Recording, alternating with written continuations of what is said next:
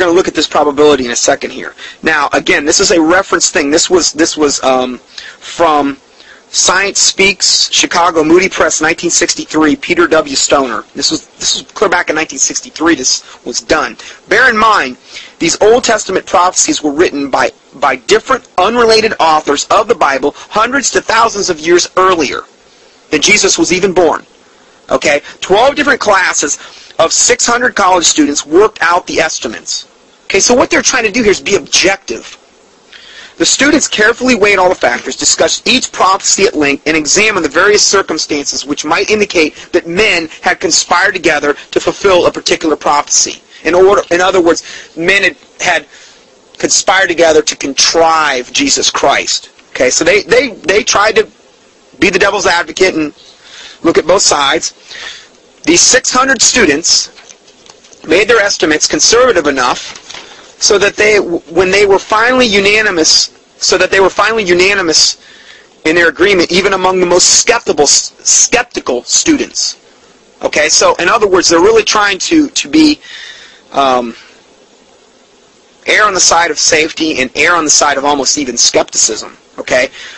These estimates were even agreed to by the most skeptical of the 600 students. Not only that, but when Professor Stoner took their estimates, he made them even more conservative.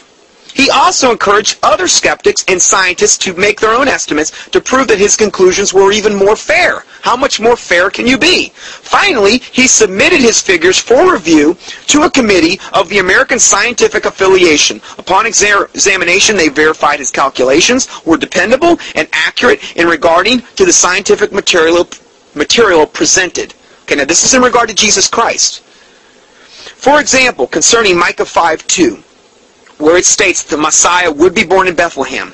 Stoner and his students determined that the average population of Bethlehem from the time of Micah to present, then they divided it by the average population of Earth during the same period. They concluded that the chance of one man being born in Bethlehem was 2.8 times 10 to the 5th power, or 1 in 300,000.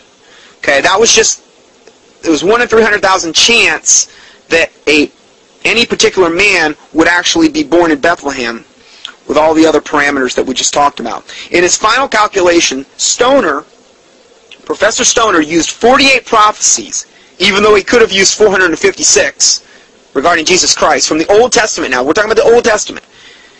He used 48 prophecies and arrived at the extremely conservative estimate that the probability of 48 prophecies being fulfilled by one person is 10 to the 157th power.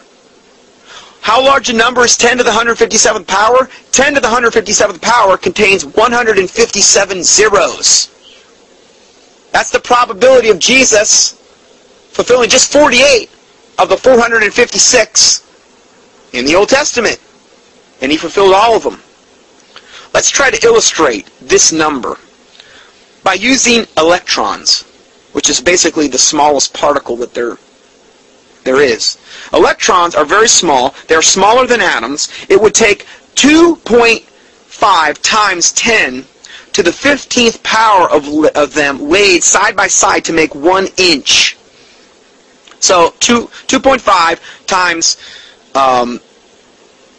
basically 2.5 with 15 zeros behind them. It would take that many electrons laid side by side to make 1 inch. Okay? Even if we counted 4 electrons every second and counted day and night, it would still take us 19 million years just to count a line of electrons 1 inch. That's how many of them there are. Okay? How many electrons would there be if we were dealing with 10 to the 157th power? Imagine building a solid ball of electrons that would extend in all directions from the Earth 6 billion light years. Are you conceiving this? Let me say that again. Imagine building a solid ball of electrons that would extend in all directions from the Earth 6 billion light years. Light years. Light years is when you travel the speed of light, and how far you can go in a year traveling the speed of light is 1 light year. We're talking about building a ball of electrons that would extend in all directions from the Earth 6 billion light years. The distance in miles of just 1 light year is 6.4 trillion miles. Just one. And we're talking about 6 billion. That would be a big ball. Yeah. Not big enough, but not big enough to measure 10 to the 157th power of electrons. That's how big of a number we're talking about here. Not big enough. In order to do that, you must take the big ball of electrons reaching the length of 6 billion light years in all directions and multiply it by 6 times 10 to the 28th power. How big is that? It's the length of space required to store trillions and trillions and trillions of the same gigantic balls more and more. In fact, the space required to store all these balls combined together would just start to scratch the surface of the number of electrons we would need to accurately speak about 10 to the 157th power.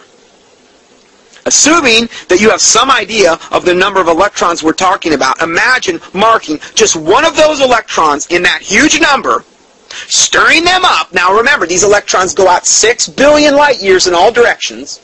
You got all these electrons, the smallest unit of measurement on the planet, and you mark one of those electrons that goes out 6 billion years in all directions. Mark one. That's all you get, one. Stir them all up.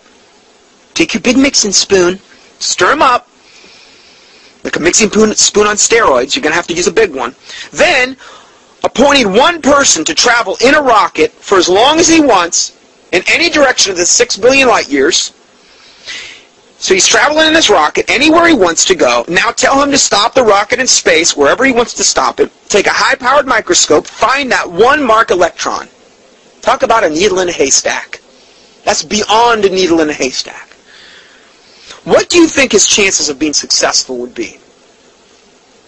It would be 1/10 to the 157th power. That's what his chances would be.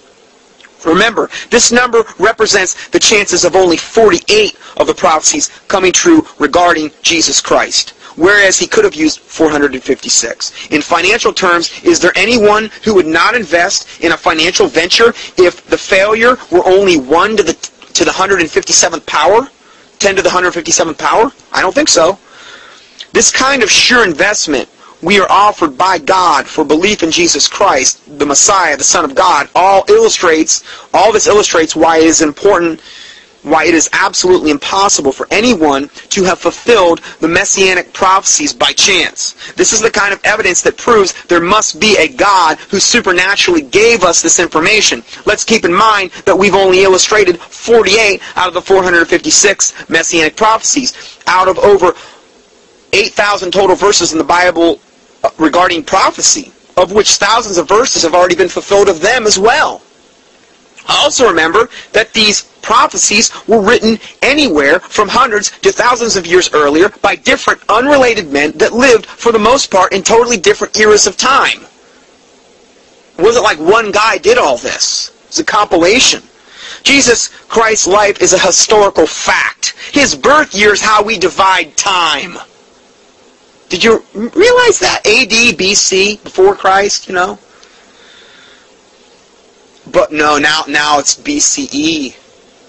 It's the new improved, it's actually the unimproved version. BCE, they've got to change now, Doug. Before Common Era. But you know what? All before that it was BC, before Christ. It's how we divide time. And you're telling me his life wasn't a historical fact and he never existed? What a lie. There were many other confirmations of Jesus Christ's existence by various record keepers of this era. We've already looked at those. So, if you have not already done so, please accept Jesus Christ as your Lord and Savior and receive His free gift of salvation today. There's no more important decision that you will ever make. Now, in this thing, there's a link that you can go to. If you go to www.chick.com, you can look under salvation. You can email me. I'll get you this information in regard to becoming a born-again Christian, which is the most important decision you will ever make, bar none. Nothing could even compare to it. Now, the argument has also been made that Jesus deliberately fulfilled these prophecies, but most of the prophecies were completely beyond His control, such as His place of birth, Micah 5:12, the time of His birth, Daniel 9:25 and Genesis 49:10, the manner of his birth, Isaiah 7:14, his